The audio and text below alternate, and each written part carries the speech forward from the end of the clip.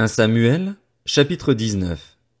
Saül parla à son fils Jonathan et à tous ses serviteurs de faire mourir David. Mais Jonathan, fils de Saül, avait une grande affection pour David. Il l'en informa en lui disant: Mon père Saül cherche à te faire mourir. Tiens-toi donc sur tes gardes demain matin, reste à l'écart et cache-toi. Quant à moi, je sortirai et je me tiendrai aux côtés de mon père dans le champ où tu te trouveras. Je lui parlerai de toi. Je verrai alors ce qu'il dira et je te le rapporterai. Jonathan parla en bien de David à son père Saül.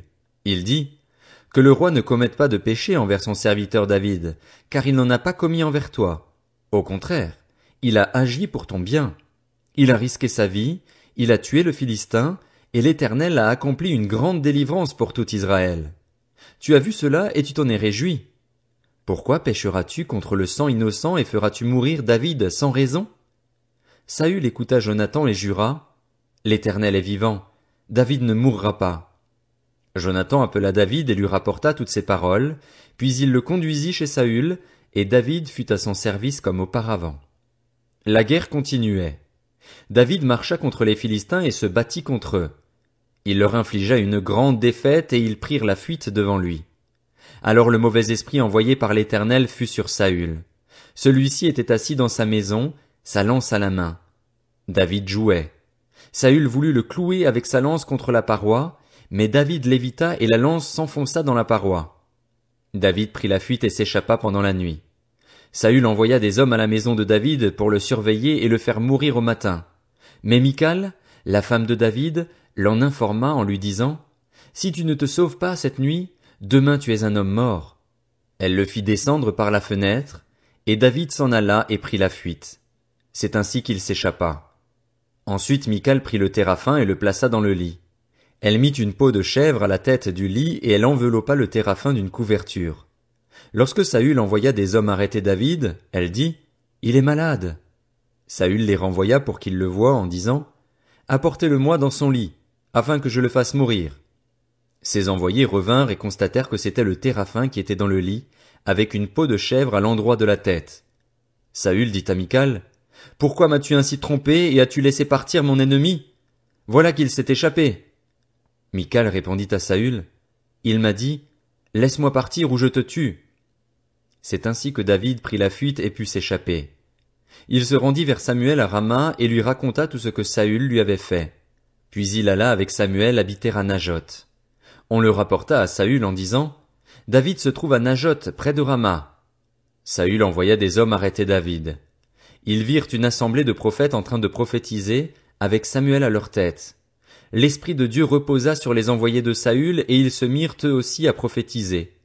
On le rapporta à Saül, qui envoya d'autres hommes, et eux aussi se mirent à prophétiser.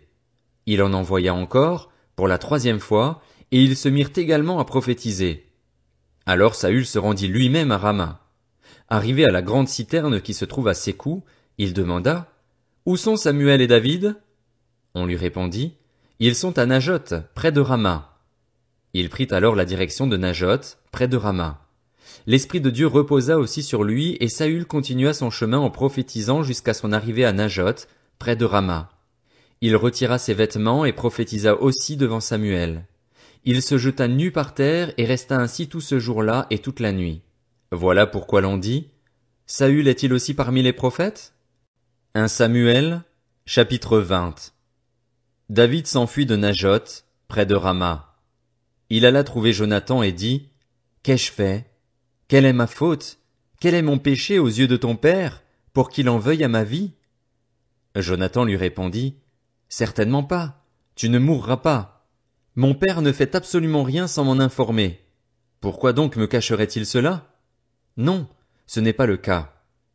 David répéta avec serment: Ton père sait bien que j'ai trouvé grâce à tes yeux, et il se sera dit: Que Jonathan ne le sache pas, cela lui ferait de la peine. Mais l'Éternel est vivant et ton âme est vivante. Il n'y a qu'un pas entre moi et la mort. Jonathan dit à David: Je ferai pour toi ce que tu voudras. David lui répondit: Demain, c'est le début du mois et je devrais normalement manger à la table du roi. Laisse-moi partir. Je me cacherai dans les champs jusqu'au soir du 3e jour. Si ton père remarque mon absence, tu diras: David m'a supplié de le laisser aller à Bethléem, sa ville d'origine, parce qu'il y a un sacrifice annuel pour toute sa famille.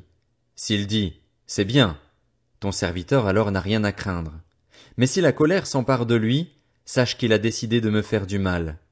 Montre donc ton attachement à ton serviteur, puisque tu as fait une alliance devant l'Éternel avec moi. Et si je suis coupable de quelque chose, enlève-moi toi-même la vie. En effet, pourquoi me conduirais-tu jusqu'à ton père? Jonathan lui dit, sois bien certain que je t'informerai, si j'apprends que mon père a décidé de te faire du mal. David demanda à Jonathan, qui m'informera dans le cas où ton père te répondrait avec dureté? Jonathan lui dit, viens, sortons dans les champs. Et ils sortirent tous deux dans les champs. Jonathan dit à David, j'en prends à témoin l'Éternel, le Dieu d'Israël. Je chercherai à connaître les intentions de mon père demain ou après-demain. Dans le cas où il serait bien disposé vis-à-vis de toi, si je n'envoie pas quelqu'un vers toi pour t'en informer, que l'Éternel me traite avec la plus grande sévérité. Dans le cas où mon père trouverait bon de te faire du mal, je t'informerai aussi et je te laisserai partir, afin que tu t'en ailles en paix. Que l'Éternel soit avec toi comme il l'a été avec mon père. Si je reste en vie, veuille agir envers moi avec la bonté de l'Éternel, et si je meurs, ne retire jamais ta bonté envers ma famille, pas même lorsque l'Éternel supprimera chacun de tes ennemis de la surface de la terre. En effet, Jonathan a fait alliance avec la famille de David. Que l'Éternel se venge des ennemis de David. Jonathan fit encore prêter serment à David au nom de son amour pour lui, car il l'aimait comme lui-même. Jonathan lui dit, demain, c'est le début du mois. On remarquera ton absence, car ta place sera vide. Tu descendras le 3e jour jusqu'à l'endroit où tu t'étais caché le jour où l'affaire a commencé, et tu resteras près de la pierre d'Ézel. Je tirerai 3 flèches du côté de la pierre, comme si je visais une cible. J'enverrai un jeune serviteur en lui disant, va retrouver les flèches. Si je lui dis, les flèches sont moins loin que toi, prends-les. Alors viens, car il y a paix pour toi et tu n'as rien à craindre, l'Éternel est vivant. Mais si je dis au jeune homme, les flèches sont plus loin que toi, alors va-t'en, car l'Éternel te fait partir. L'Éternel est pour toujours témoin de la parole que nous nous sommes donnée l'un à l'autre. David se cacha dans les champs. C'était le début du mois et le roi prit place à table pour manger. Le roi s'assit à sa place habituelle contre la paroi, Jonathan en face et Abner à côté de Saül, mais la place de David resta vide. Saül ne dit rien ce jour-là, car il pensait, c'est un accident, il n'est pas pur, certainement il n'est pas pur. Le lendemain, 2e jour du mois, la place de David était encore vide. Saül dit alors à son fils Jonathan, pourquoi le fils d'Isaïe n'est-il pas venu au repas, ni hier ni aujourd'hui? Jonathan répondit à Saül, David m'a demandé la permission d'aller à Bethléem. Il a dit, laisse-moi partir car nous avons dans la ville un sacrifice de famille, et mon frère m'a ordonné d'y assister. Si donc j'ai trouvé grâce à tes yeux, permets-moi de m'échapper pour aller voir mes frères. C'est pour cela qu'il n'est pas venu à la table du roi. Alors la colère de Saül s'enflamma contre Jonathan et il lui dit, Fils d'une femme perverse et rebelle, je sais bien que tu as pris parti pour le fils d'Isaïe, à ta honte et à celle de ta mère. Aussi longtemps que le fils d'Isaïe sera en vie sur la terre, il n'y aura pas de sécurité, ni pour toi, ni pour ta royauté.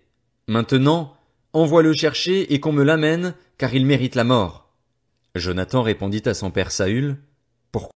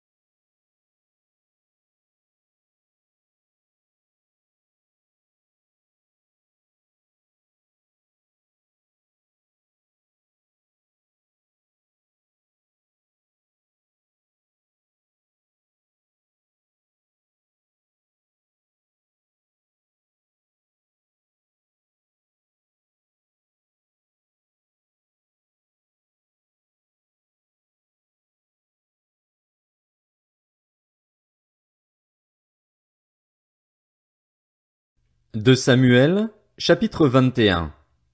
Au cours du règne de David, il y eut une famine qui dura 3 ans. David rechercha l'Éternel et l'Éternel dit, « C'est à cause de Saül et de sa famille sanguinaire, c'est parce qu'il a fait mourir les Gabaonites. » Le roi appela les Gabaonites pour leur parler. Les Gabaonites ne faisaient pas partie des Israélites, c'étaient des survivants des Amoréens. Les Israélites s'étaient engagés envers eux par un serment, pourtant Saül avait cherché à les frapper, dans son zèle pour les Israélites et les Judéens. David dit aux Gabaonites, « Que puis-je faire pour vous? Avec quoi puis-je faire expiation afin que vous bénissiez l'héritage de l'Éternel? » Les Gabaonites lui répondirent, « Ce n'est pas pour nous une question d'argent et d'or avec Saül et sa famille, et ce n'est pas à nous de faire mourir quelqu'un en Israël. » Le roi demanda, « Que voulez-vous donc que je fasse pour vous? » Ils répondirent au roi, « Puisque cet homme a voulu nous exterminer et qu'il avait le projet de nous détruire pour nous éliminer de tout le territoire d'Israël, qu'on nous livre 7 de ses descendants et nous les pendrons devant l'Éternel à Gibéa, la ville de Saül, celui que l'Éternel avait choisi. » Et le roi dit, « Je vous les livrerai. » Le roi épargna Méphibosheth, le fils de Jonathan et le petit-fils de Saül, à cause du serment que Jonathan, le fils de Saül, et lui-même avaient prêté ensemble devant l'Éternel.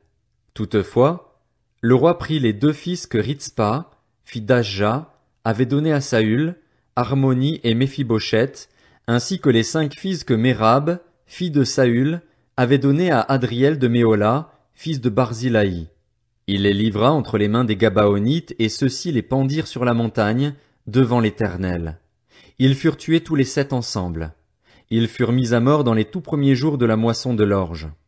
Ritzpa, fille d'Ashja, prit un sac qu'elle étendit sous elle contre le rocher, depuis le début de la moisson jusqu'à ce que la pluie tombe du ciel sur les corps. Elle empêcha les oiseaux du ciel de s'approcher d'eux pendant la journée, et les bêtes sauvages pendant la nuit. On informa David de ce qu'avait fait Ritzpa, fille d'Ashja et concubine de Saül. Alors David alla prendre les ossements de Saül et de son fils Jonathan chez les habitants de Jabès en Galaad. Ceux-ci les avaient en effet enlevés de la place de Beth-Shan, où les Philistins les avaient suspendus après avoir battu Saül à Gilboa. Il emporta de là les ossements de Saül et ceux de son fils Jonathan. On rassembla aussi les ossements de ceux qui avaient été pendus. On enterra les ossements de Saül et de son fils Jonathan dans le territoire de Benjamin, à Tséla, dans le tombeau de Kis, le père de Saül. On fit tout ce que le roi avait ordonné. Après cela, Dieu fut apaisé envers le pays.